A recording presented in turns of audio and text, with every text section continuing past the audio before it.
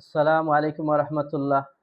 সম্মানিত সামিন কেরাম, আজকের বিষয় হলো অন্য কারো ওয়াজিব কোরবানি আদায় করতে চাইলে কি তার অনুমতি লাগবে।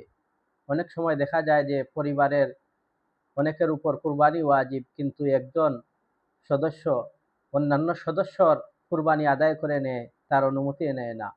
এর হুকুম কি?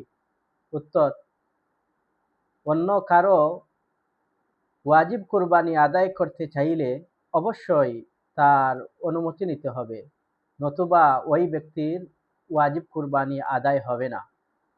অবশ্যই স্বামী বা পিতা যদি স্ত্রী বা সন্তানের বিনা অনুমতিতে তাদের পক্ষ থেকে কোরবানি করে থাকে, তাহলে তাদের কোরবানি আদায় হয়ে যাবে।